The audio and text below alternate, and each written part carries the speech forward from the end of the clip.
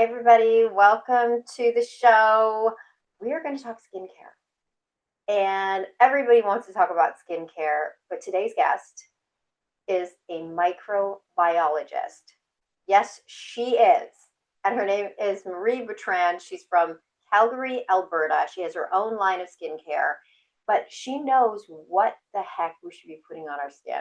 I don't know about you guys, but every day I'm on the internet and I see influencer after influencer after influencer talking about this product and that product. And then we've got Korean skincare and we've got retinol and we've got retin-A and salmon sperm. I don't know. I can't make sense of any of it. Then we've got the cosmetic skincare clinics. What works? PRP, does that work? Lasers, Moxie, Morpheus 8. I don't know. So I'm going to ask her all the questions. We're going to get the real deal from Marie Bertrand. Stay tuned because this is going to be one of my favorite episodes. I already know it. So let's introduce her and let's demystify the myths and find out what's real and what isn't. Hi. Hello. Oh my gosh, I'm so excited to meet you. Same here. How are you, Mary? I am good. I'm good. I'm in a hotel room in Kelowna, British Columbia. As Yeah, hotel rooms go, they look all the same somehow. I don't know. So I was that's like, so oh, true. thank you so much for coming on the podcast. I'm so excited to have you. Of course. Same here. Thank you for inviting me and for thinking of me, actually. Oh my gosh. Well, Josiah, our mutual friend, Right? Right? speaks the world of you and Aw. said that you have completely cleared up his skin, made his skin amazing. So, and who doesn't want to talk about skincare? It's so amazing to speak to a female Hmm. microbiologist. You're just not Hmm. a person into skincare. You know it from a much deeper level. So how did you get into it? Yeah, so I come from the lab. So my first degree is in microbiology. So um, have you heard of the NIH, the National Institutes of Health in Yes, Washington, D.C.? yes, Okay, of so course. I worked for them a little bit doing kind of clinical research at the National Cancer Institute, working on skin cancer cells and breast cancer cells and trying to understand what happens, in terms of, how genes are regulated when a cell is unwell, and then how can we treat that cell to make it kind of healthier. But being in the lab was not very fulfilling to me. And I have to say that I was, around 9/11, I was actually living in Washington, D.C. So when it happened, it hit very, very hard. And so I decided that, being in a lab was not my idea of a fulfilling life that I loved. And I really wanted to, I love communication, I love education, I loved science. I've always had problems with my skin myself. So I really wanted to make a difference in the world. And I started with L'Oreal. So I Wow, started with okay. L'Oreal Canada. I worked many years for them, and that's where I met my ex-husband, who is a dermatologist. Oh my gosh, wait, And so let me get this straight. You went from the NIH to yeah, L'Oreal to L'Oreal. Yeah, I went and from, then yeah, to your ex-husband who was a dermatologist. So it was, yeah, okay. right?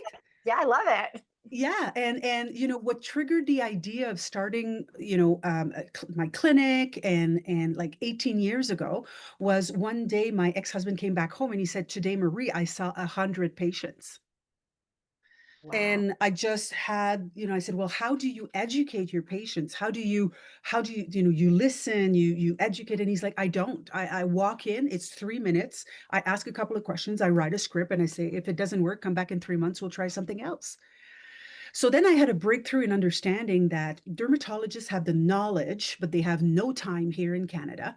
And estheticians have the luxury of time, but they don't necessarily have the deep understanding of how the skin functions, Mhm. especially through a gene, what makes a skin healthy, what makes a skin unhealthy, and how can we, tweak the skin into making it healthier, whatever that looks like for the person. So I started Skin Science 18 years ago. I started my own skincare line about 7 years ago. and all based on being in the treatment room, doing the laser, being hands-on, listening to the patients, listening to, what they wanted to work on, and tweaking and finding protocols that consistently give us fantastic results. So not only were So you seeing patients and seeing what their needs were, but then you could go back to the lab and create, based on your knowledge, products you for got it. healing, products for rejuvenation. I mean, we'll get into all of that, but that's incredible. That's a beautiful story. It's very unique in the sense that I'm not a physician, right? So we don't practice medicine here, we practice science. So it's a little bit of a different approach. And I mean, we work with dermatologists. I get patients who are referred to me all the time that dermatologists don't want to take on, or it's too complicated, or they're like, well, like all we have for you is, a steroid cream. So take a steroid cream and Right, sorry, this is right. what we got. So there's other ways of more like the being more functional. So we can work with prescriptions, but ultimately prescriptions very often they're more like a band-aid. So what we do is that we do a deep dive and we say, okay, well, we have acne, you could take Accutane, or is there anything else that you can do that might require a little bit more That time? brings me to something I wanted to ask you right off the bat. So back in the day, when Mhm, let's say 30 years ago, 25 years ago, you know, skincare was not what it is today. We mhm. didn't know about, like, we sat in the sun. I mean, Yeah. it wasn't. We didn't have the knowledge as the consumer Mhm, as mhm. much as now we're flooded with a tsunami of buzzwords and Yes. ingredients and all those things. So back in the day, one of the things, and I know you know of this one, um, that I was prescribed, but only after I had my first child, I ended up getting melasma. Mhm, So my doctor prescribed me Retin-A, mhm, and mhm, I had Retin-A on board all of a sudden. And they also said at that point, Retin-A was also proving to be somewhat of an anti-aging mhm, um, drug, but it was prescription. mhm, But I got it. And ever since, I still have used it. Now I don't use it nearly as much, but I do have an ongoing prescription for all these years um, mhm, that I've used Retin-A. mhm, And I used to have people say, "What do you use on your skin?" Well, I used it not for acne, even though I know now or mhm, it had been used for acne back in the day. Maybe it still is. But it was also getting rid of my melasma. It was helping to mhm, get rid of the dark pigmentation. mhm. Um, but that was the only real buzzword back then that I remember. And now it's insane how many new products are on the market, and how do they know what's real, what's not real, what's hype, what's factual, Mhm. stuff that can actually help you. It's very confusing even for me. I'm going to tell you, it's even Yeah, and yeah, with AI and with everything changing, right? So yeah. Retin-A is part of the retinoid, like prescription vitamin A's that physicians and dermatologists can prescribe. It's very, very well researched for what it does and everything. But there's a lot of information that's come to the surface when it comes to, for example, melasma, right? Like in Mhm. the past couple of years. So retin-A is one piece of the puzzle when it comes to melasma, but it's not the whole puzzle. Right. So the whole puzzle looks like we need some kind of exfoliation somewhere to speed up, the renewal and the shedding of the pigmented cells. We will need the retin to go and kind of straighten the skin, okay, for sure. And it helps as well with the exfoliation. We need a depigmenting agent. So, active ingredients that are going to work on the pigment producing cells and kind of calm them down, Would that shut be them like a down. hydroquinone? Like a That would be like a hydroquinone? hydroquinone, yes. So hydroquinone is kind of the gold standard in dermatology, and Hmm. it works very well. But for the problem with hydroquinone is that it's toxic to the cells. So it's what we Right. call Okay. cytotoxic, right? So it's Mm, toxic to cells, so you cannot use it on a long-term basis. I will use hydroquinone, that's prescribed from a family doctor of my patient or from a dermatologist, but very, very sparingly. And right. for really, really tough cases, I will work with hydroquinone, but it's not the end all be all. You cannot use it for too long. The other thing that we've discovered recently is inflammation has a lot to do with triggering melasma as well. Inflammation. So, Yeah. yeah, so we need to reduce the inflammation, even inflammation in the form of heat. Even sometimes going into a sauna, people come out and they're like, why is my melasma showing more, Marie? Like I haven't even Agree. That exposed myself happens to. to me if I even go in like the sun and I'm covering, the heat will bring out little spots on my forehead that where did those come from? I didn't even let the sun hit my face. You got it. Yeah, So that the makes heat sense. can the heat can be a trigger. And also recently what we found, and there's a dermatologist in Australia that's been very vocal about this, is the importance of having a mineral tinted sunscreen for melasma. Not any sunscreen, not Mineral any tinted. founded, mineral tinted sunscreen. Okay. And I'm going to take it a step above that. And I'm going to tell you that even with melasma, even if it's a mineral tinted sunscreen, they're not all created equal. I I have, was going to ask you, that was one of my questions for today because sunscreen's getting a bad rap. So I yes, right now, recently, what's up with that? Like it's getting a bad rap. Before it was don't leave the house without your sunscreen. Everything should have yes. sunscreen. And now they're like, oh, sunscreen can actually be damaging to you and cause you cancer and all. I'm like, Yeah, and it's I mean I feel like in the greater scheme of things, not that the jury is still out, but we know that, chronic exposure to the sun and sunburns, kind of multiple sunburns in a lifetime will heighten our chance of getting skin cancer. But we also are finding right now behind the research that if you don't have enough vitamin D, this can yeah, also lead to, you know, problems in your health later on, and everybody is different. So some people it's going to be the case, for other people it won't, right?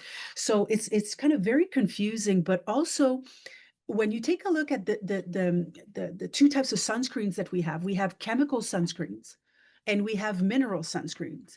And in my opinion, mineral sunscreens are better because they're less reactive because of the way they function. They are naturally anti-inflammatory. Zinc oxide is a natural anti-inflammatory. Everybody is so inflamed these days. We can use some anti-inflammatory properties in our skincare as well. So everybody is different, but I understand that some chemical sunscreen ingredients have had some bad rep in a recent past. And so, because the jury is still out, the FDA says, yes, it's true, or no, it's not true. And then this other person says, and then, right. And it's confusing for people who so just confusing. the average person listening to all of this. And Yeah, it's very confusing. And then, of course, there's mothers who are slathering it on their babies to go yeah, outside or their young yeah, children. When yeah, I was a kid, my mom never put sunscreen on me. I did on my with my children. I put the sunscreen or the rash thing, yeah, those full body things to go out in the sun. But then again, as you said, vitamin D is so important for our bodies as well, and at yeah, least to get 15 minutes or 20 minutes yeah, of vitamin D. yeah. But again, is that it, just from another perspective? Getting vitamin D doesn't mean you have to put your face into the sun and soak it in that way. Just getting No, going outside for a walk is yeah. is vitamin D. Going outside for a walk, for a short walk, is vitamin D. Also, it depends on where you live, right? Yeah, You're going that's to have access to like you're going to have higher amounts of vitamin D if you live in Florida than if you live in yes. Alaska, Then right? Seattle. Yeah, Than Seattle, and exactly. So yeah, there's a lot of subtleties, and dermatologists say the best sunscreen is the one you will use, because it's better to, if you're going to be extended for a long period of time to the sun rays, it's better to have any sunscreen than get a burn and no sunscreen at all. But if I have the choice between two sunscreens, personally, and some people might disagree with me, and that's okay, but personally, I would choose a mineral sunscreen. Always remembering that sun protection, Mary, starts with clothing. right.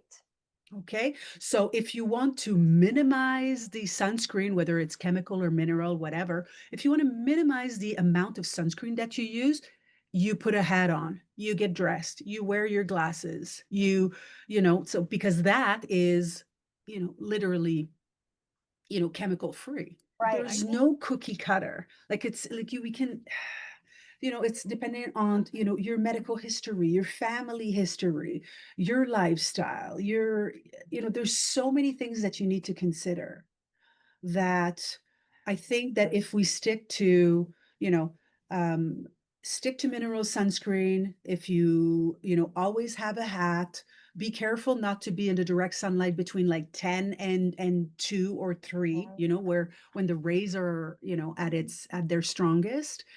I mean, there has to be, I think that the truth resides kind of in In between. the middle.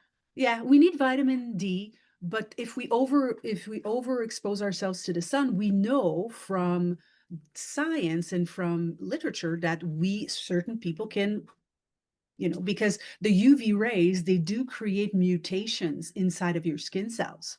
And a Oh, tan is actually a way that the skin has developed to, or like, it's a way that the skin has adapted to shield the nucleus from the UV rays.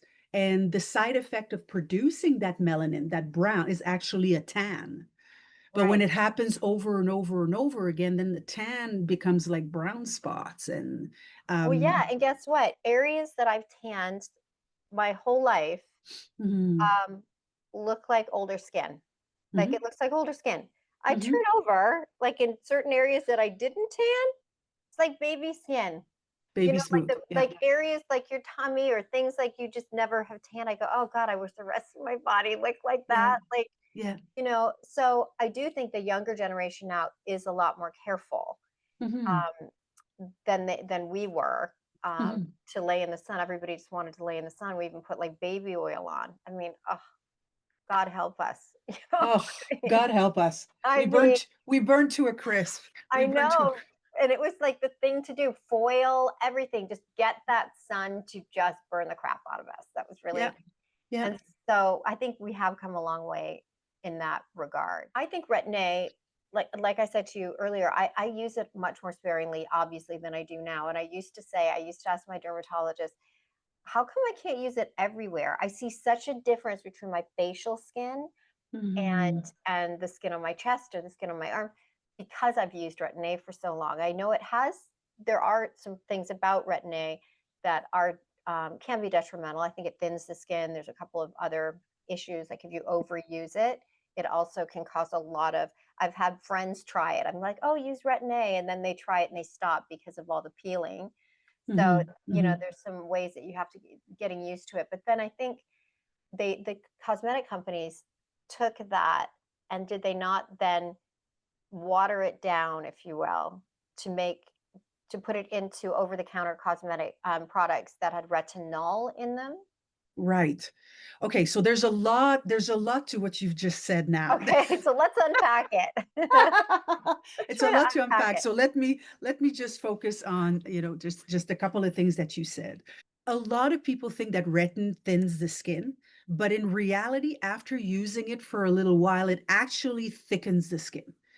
Okay. So this is one thing. So what we do is that so as we age, okay, when we reach the pinnacle of youthfulness at age 22, Oh Lord, I'm that's when so we've beyond that. got like everything is great and everything. And then after that, we lose 1% of our collagen every year. And when we get into menopause, it accelerates to 2% a year that we lose.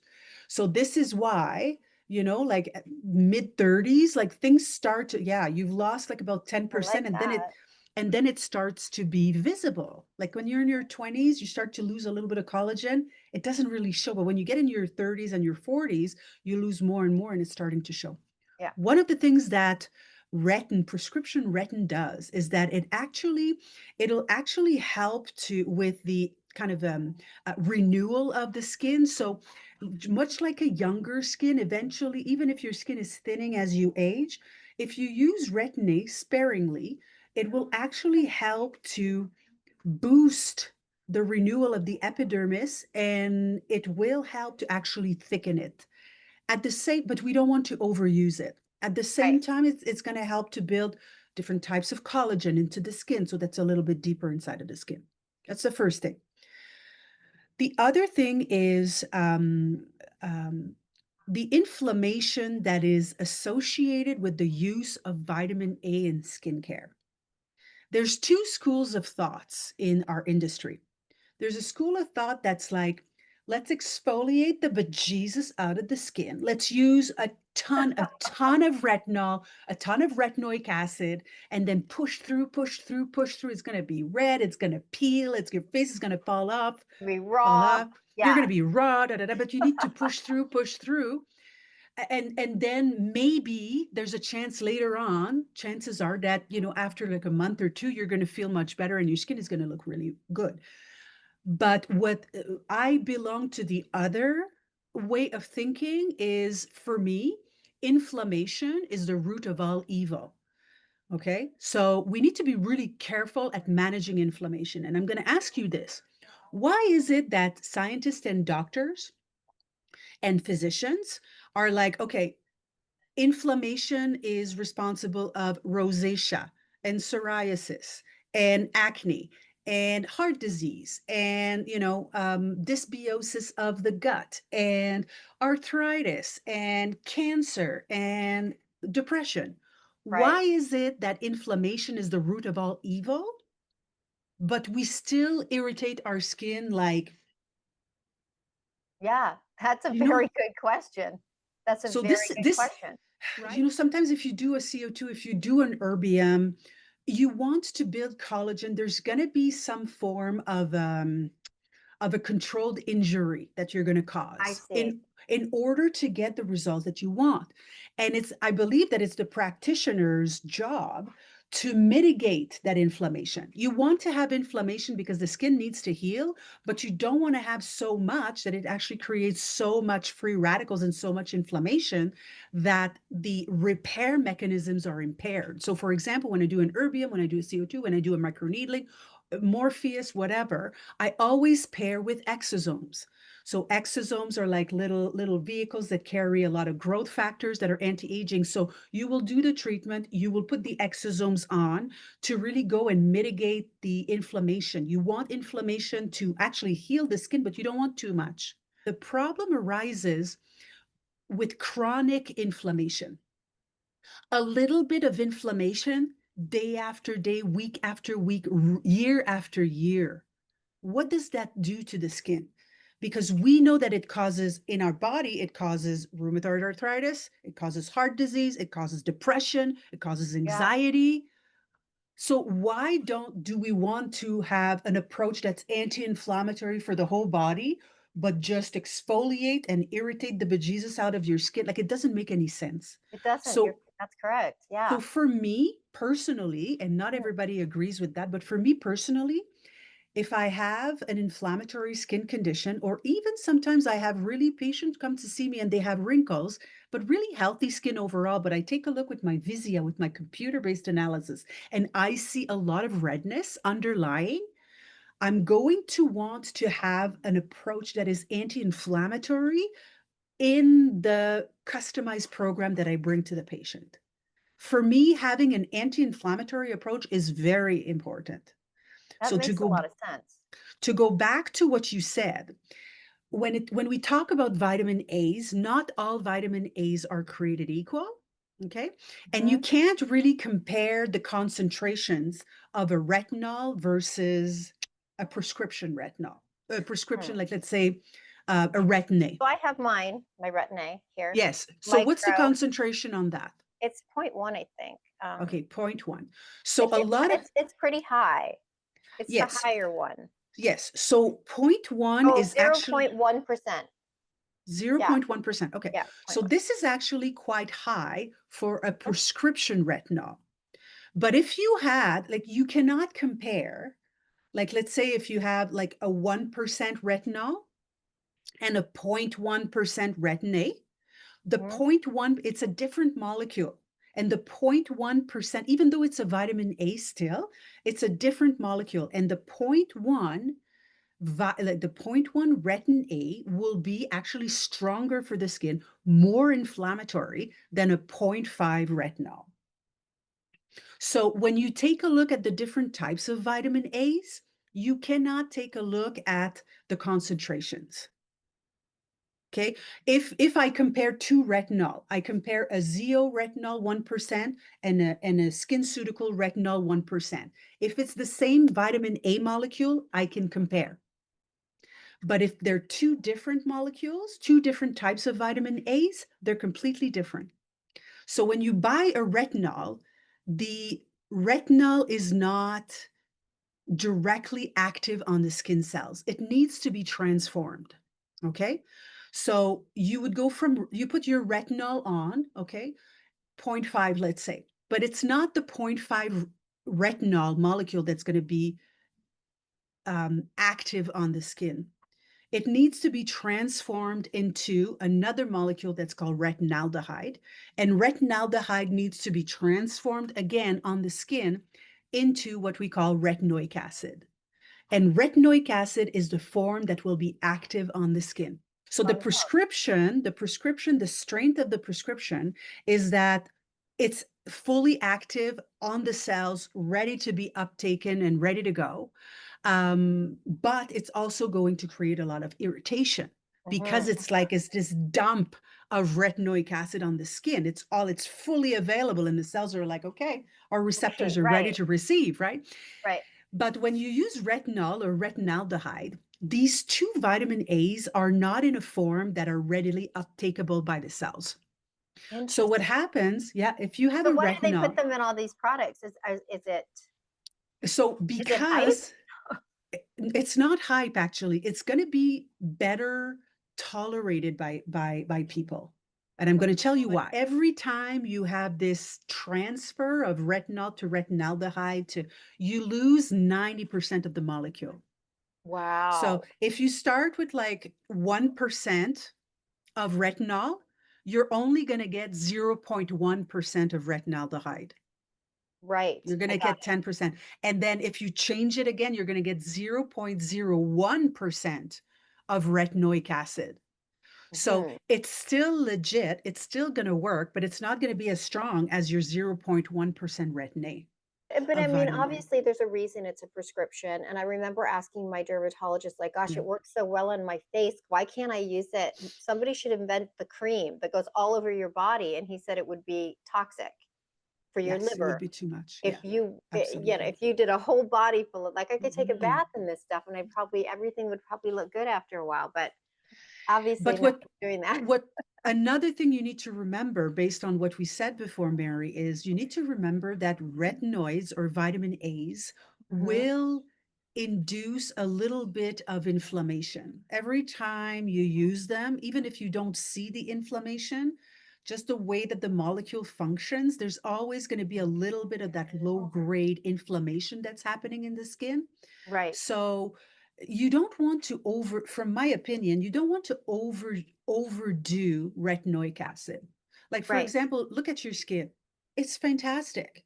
Okay. Oh, thank you. So I would probably recommend for you to use the retinoic acid, you know, 2, 3 times a week. It might be enough for I you. might use it once a week now. So I there you hardly use go. it, and I use the tiniest amount, and I rub it, and then I put cream over top of it. That's right. So now you're in maintenance, right?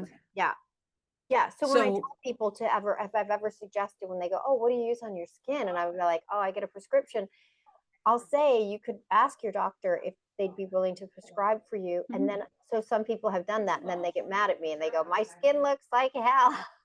That's right. And it's hard, like it's so, this is how I position vitamin A here at Skin Science. It's like a workout. Would you do like just your legs 7 days a week? No, No. You do your legs, you do your core, the next day you do some cardio, the next day you do some yoga, the next day you need to change it right. up a little bit. Change You it need to up. change it up because the skin needs a different workout every day. So I wanted to ask you about um, the creams and the ingredients in the creams and those buzzwords. And then I want to go over to your clinic and talk about all these skincare clinics that are popping up. I mean, in Vancouver, there is a skincare clinic now on every corner. There's just, and then this clinic might have a different machine than that clinic. And then there's, Mhm. your normal like injectables, and then there's threads, and then there's PRP, and there's just so many things, stem cells and peptides. And Mhm. I don't know how. So I want my listeners to know from you what you find to be things that work, like actually work. What do you think is hype? What do you think is actually is fact? Things that really you find work. Different things will work on different people. That's Ah, the thing. Okay. So the beauty of what we do here at Skin Science is full on customization because not everybody is able to tolerate a vitamin C serum in the form of L-ascorbic acid. mhm. You know, 80% of people are going to be fine with a CE ferulic from SkinCeuticals. And then there's going to be this 20% who are going to break out from it and who are going to get irritation from it because it's a pH of 3.5 and it's too acidic for their skin and it triggers problems with their skin barrier. And then you're like, okay, here we go again. We're down. Like we need to stop everything, repair, and then after that, we'll be able to be a little bit more proactive. So I think that what works, what we know works, is what has been published in the past. But even if it's published, it doesn't mean that the patient will be able to tolerate it. Well, have you Uh, seen any of these influencers that are on Instagram, TikTok, whatever, and they pile one thing on after another. They start with this serum, yeah, then they put another serum, then they put, creams, then they by the time some people are putting on 8 or 9 things, and it's layering thing, the no, creams up to here. I'm like, how is no, that working? no, it's not. It's not. Yeah. So what happens? So for me, I'm not a big fan of layering. There's some people who have come to see me and they're like, I layer, I have 12 steps at night, Marie. And I'm like, what? What? So for example, what I like is, so I like to have like a multifaceted approach to aging, but what I will do, I prefer to do skin cycling. Okay. Okay. So Okay. skin cycling is, so for example, at night, I will do a serum and a moisturizer, but I will skin cycle the serums. So the first night I will do a peptide serum. The second night I will do a vitamin A serum. And the third night I will do a growth factor serum. And then I Wow. go like Okay. this, tung, tung, tung, tung, tung, tung. I would rather do that than to do first layer peptide, second layer retinol, third layer growth factors, and then after 2 or 3 layers, the layers don't do anything because They're they not can't. penetrating, right? They don't They're no, penetrate the skin they're not getting dermis. close enough to the skin to actually have an impact. So this is why I say when people come in and they're like, "Oh my God, Maria, I've got so many serums," I say, "That's okay. We're gonna do some skin cycling and we're gonna get better results, and we always get better results. So it's better to do the skin cycling, tung tung tung tung tung tung, every 3 nights, than to layer everything and just you're just wasting your money. There's another problem with layering too many products is Mhm. that if you don't know what you're doing, you might be layering active ingredients that don't fit together and that neutralize each other or that make the layering irritating. Like what you would call in prescription medicine, like contraindicated, Yeah. right? So if you Yeah, put, so I'll give you an example. If a glycolic acid is, you put a glycolic acid serum on and it's pH of 3, and then you put a retin A on top, which is a pH of 5.5, it ends up, the final pH is kind of in between and nothing works. And it's irritating.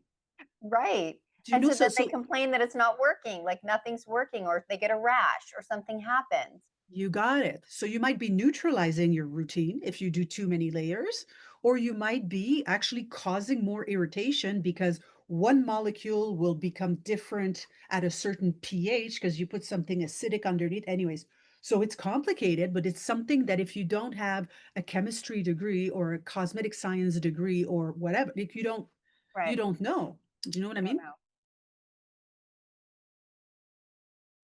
Glass skin can be achieved by a layering of a lot of different serums. It's not a serum in particular, really. It's just kind of a film that forms on the skin.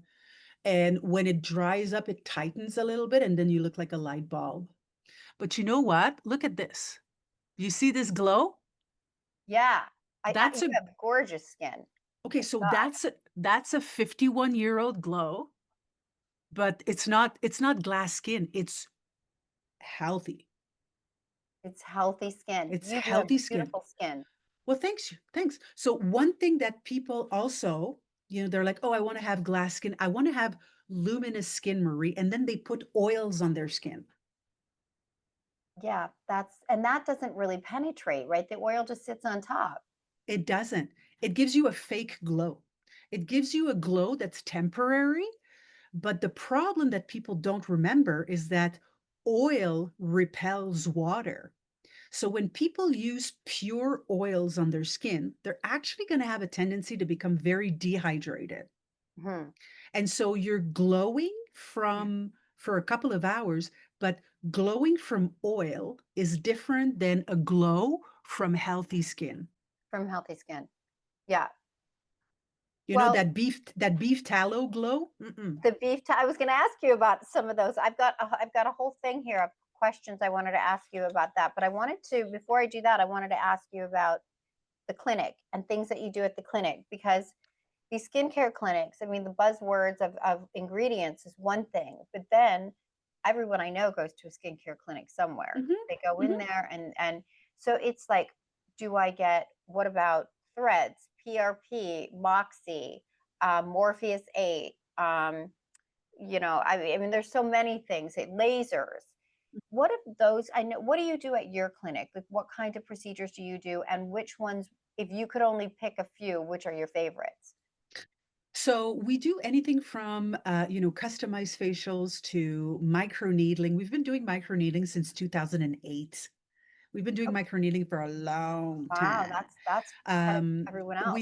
we were one of the first three clinics back in 2011 to bring in radio frequency microneedling into the clinic, which is Fractora, which is Morpheus 8's big brother. Oh, Okay. okay. All right. We do a lot of lasers, a lot of lasers. So we're really developed over the years, like really like an expertise in lasers and an expertise in mixing and matching different lasers and different wavelengths to Oh, I love that. achieve, Because yeah, laser is one thing that I really think works. Lasers work like for brown spots and things like yes, that. Like I've had, and for broken capillaries or yeah, capillaries. yep, yep, I find that that works for like IPL, the old mm, IPL. yeah, I always felt worked really well. Then they did yeah. the new one is called something else. It's not IPL, it's The BBL. BBL. Is it BBL? Yeah, The yeah, yeah, BBL. yeah. I don't know which is better or if the BBL is just newer, but I do think that they work. And it's one of my favorite treatments. I haven't had it in a very long time, but I Hmm. do want to go back and get that treatment again for Hmm. some Hmm. broken reds or Hmm. Broken capillaries. capillaries. Yeah. So, I think lasers are absolutely fantastic. It just depends on who you're dealing with, the sensitivity, the lifestyle, the pain tolerance. You said it very well, the pain tolerance, Yeah. the people's budget, and also what you want to accomplish. Sometimes people come to see me and they're like, oh, yeah, I need an IPL. And then I do the full analysis and I take pictures and I'm like, well, actually, IPL would not be my first choice. Okay. Interesting. Yeah. My first choice for these reasons would be a blend of um like a laser genesis, a green genesis, some cool view, and a microneedling with exosomes. This is what's going to give you the best thing. So sometimes people come in with a certain idea about what they want Hmm. because they've heard it from, XYZ, Yeah. they've heard Right. it online, whether from an influencer, Right. but sometimes it's not necessarily what's best for the Because they don't really patient. know, right? So they need you to say, this is a problem with your skin, and Yeah, this is what we could do to yeah, help improve it. yeah. Because that's what I mean about so much information. It's a tsunami of information that the consumer is Hmm. getting now in skincare.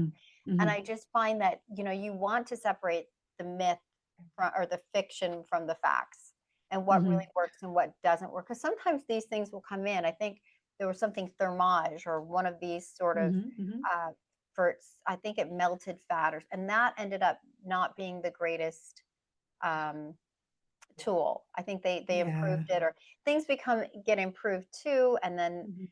it depends on your technician as well, does it not? Like who's doing it? So, so there's a great problematic out there is that there's a lot of clinics that are opening, but the people are poorly trained.